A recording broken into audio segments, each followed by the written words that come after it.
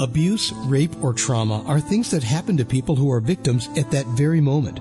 Child or adult, there's nothing you could have done to prevent the atrocity. But when it's over, the healing must begin. It gets harder every day. You have inner beauty. You have inner worth and value.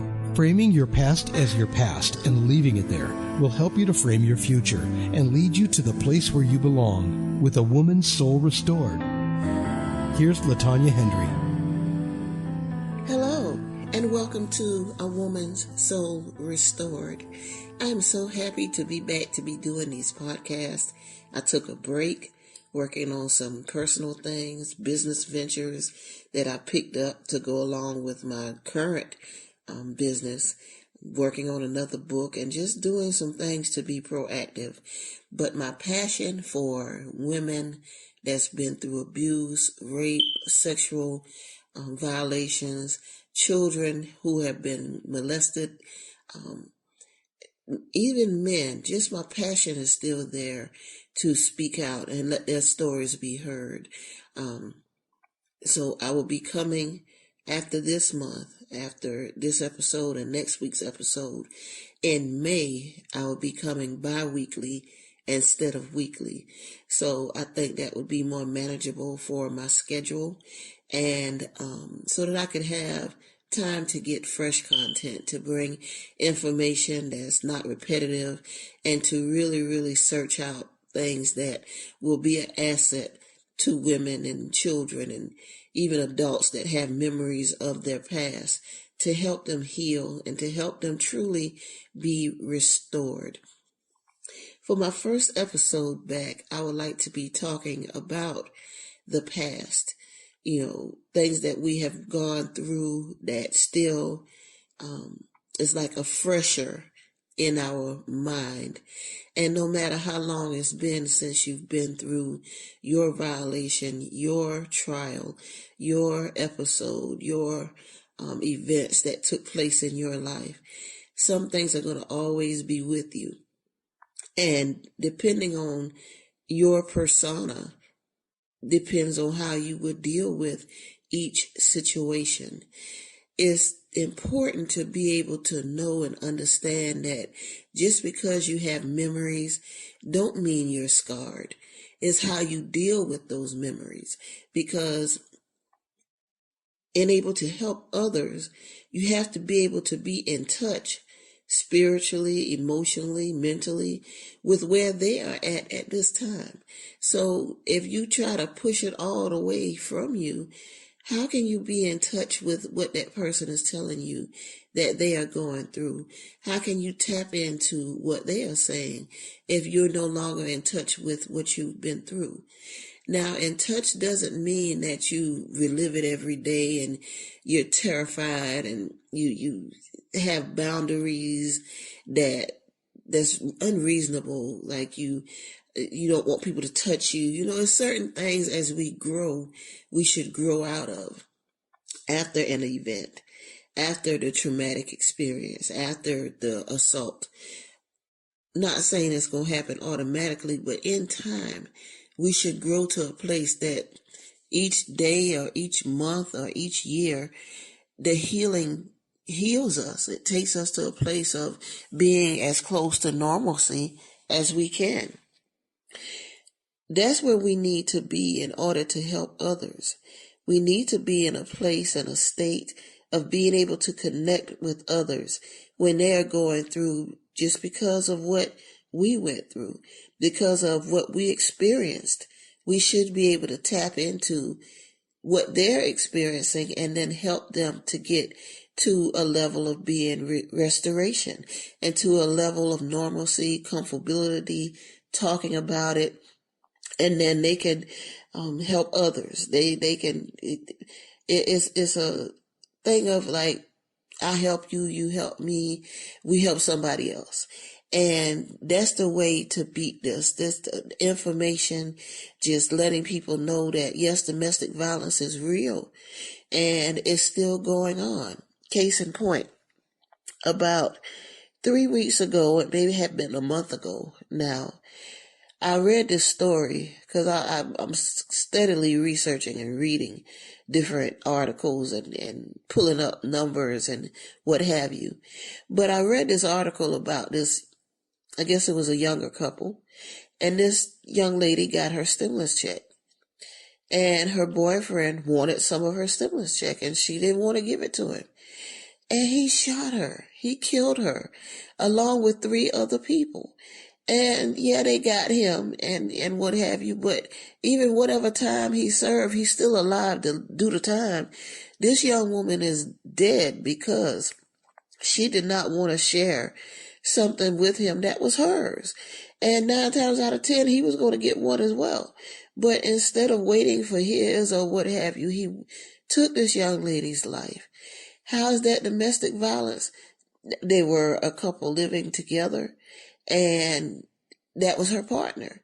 And he violated her by taking her life over some money.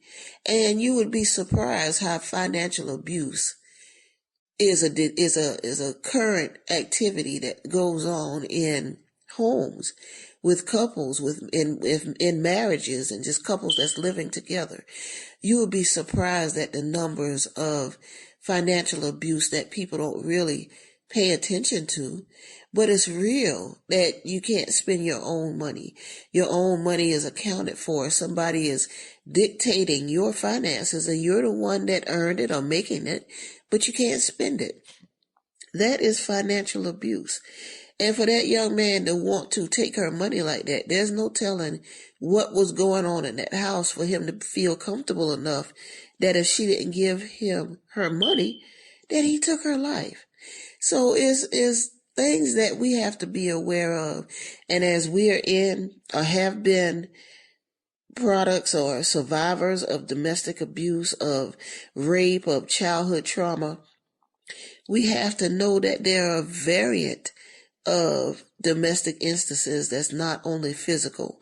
And I've said this before, it's not only the hitting, it's the verbal, it's the financial, it's the mental, it's anything that puts a block on your own personal growth inside of a relationship that's extra. You know, you can have arguments with someone and it doesn't get to the point of the verbal abuse. But when it gets to name calling and demeaning and just downright out, just being spiteful towards someone just to hurt them, that's when it turns from a regular argument to verbal abuse. When the money is not shared in the home, their money is their money and your money is their money. That's financial abuse.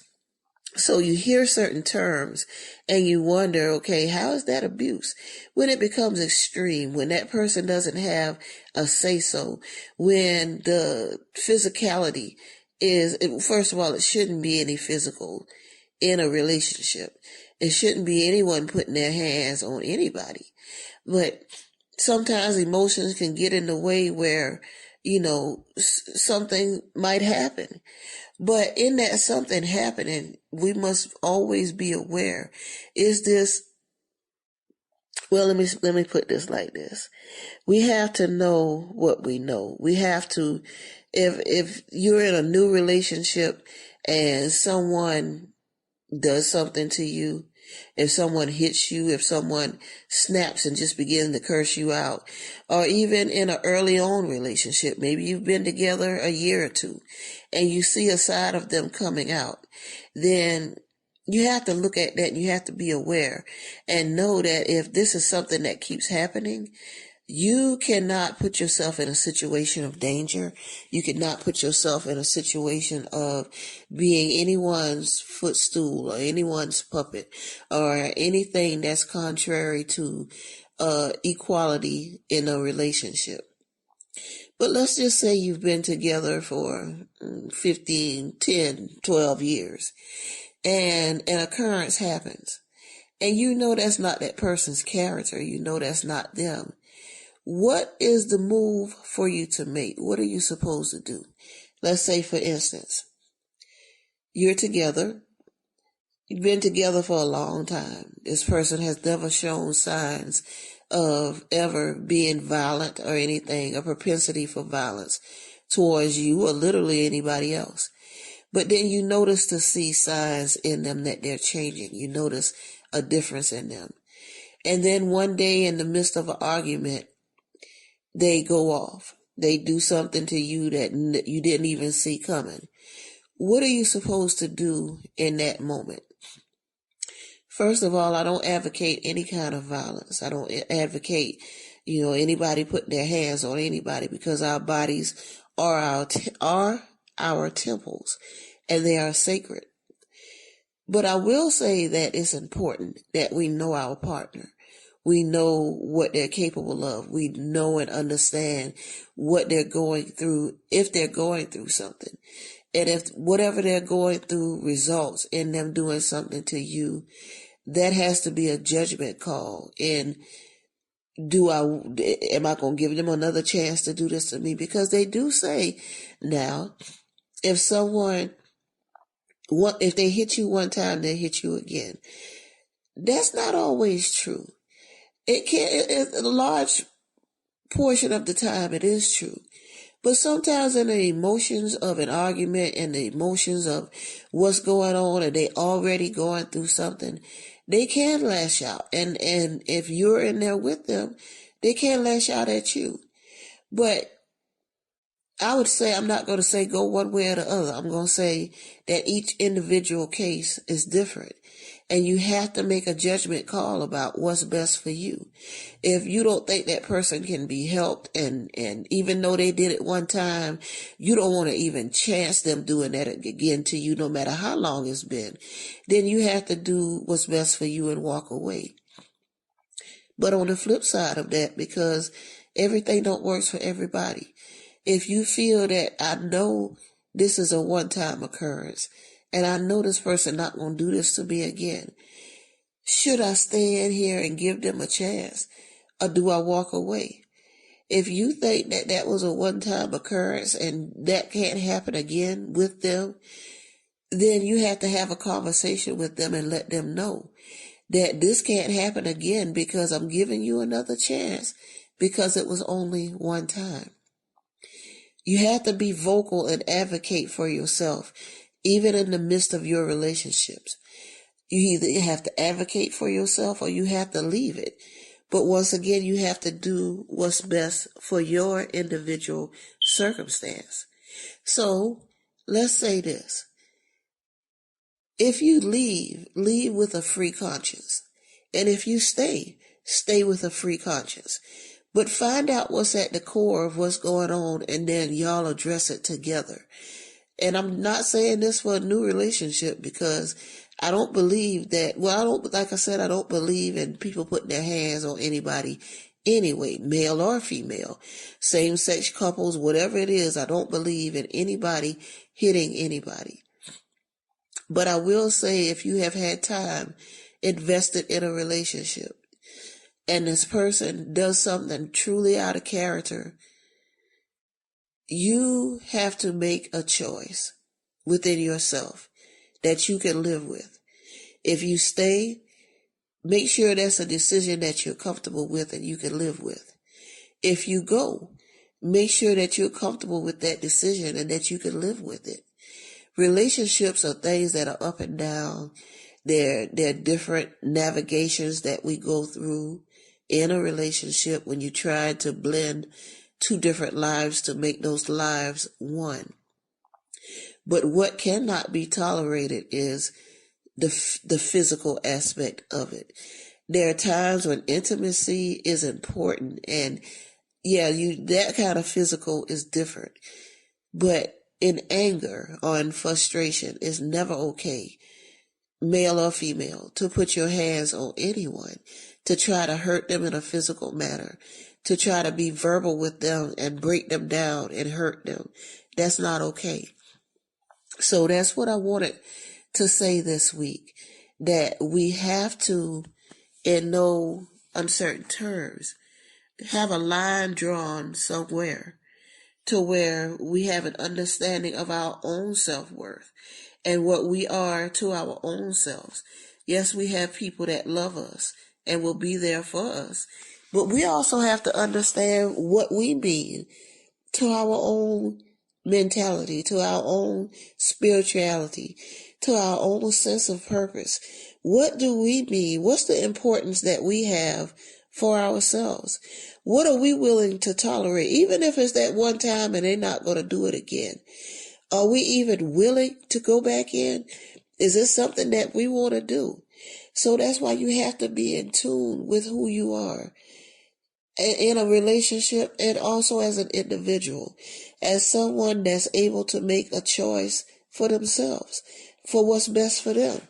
Don't be pushed into a situation. Don't be cornered because you've been in a marriage or a relationship for years and something happens. You cannot be forced to make a decision that goes against what you're going to be comfortable with and what you're going to be able to live with, especially if you have had any kind of trauma in your past. Because if something new happens and you're a survivor of a past experience, that just takes you back there to that original experience. It moves you to an emotional place where you don't want to be. So whether you're healed from the past or not, something new will take you back there. And you have to go through a process again of restoration, of healing, of being made whole. So don't be rushed into anything if that is a decision that you have to make. I wanted to touch on that because there are so many instances of people that need help, and hurt people. And sometimes we're with hurt people, or we're the person that's hurt. And we lash out at the ones that's closest to us, at the ones that are there with us, the ones that's for us or for that person. Those are the people that get lashed out at first because you're in the home together, or you're in a relationship, you're a business partner, or whatever the situation. If you're in home and business together, that's all around faceted being together and maybe not having a break from one another, and things can build up over time. But in that building up, and if an explosion does happen, you always have to make the best decision for you. You always have to know what you're willing to endure, if you're willing to endure anything, if you're willing to give that relationship another chance, if you're willing to say, well, yeah, I know this person, we've been together for years and they have never done anything to me.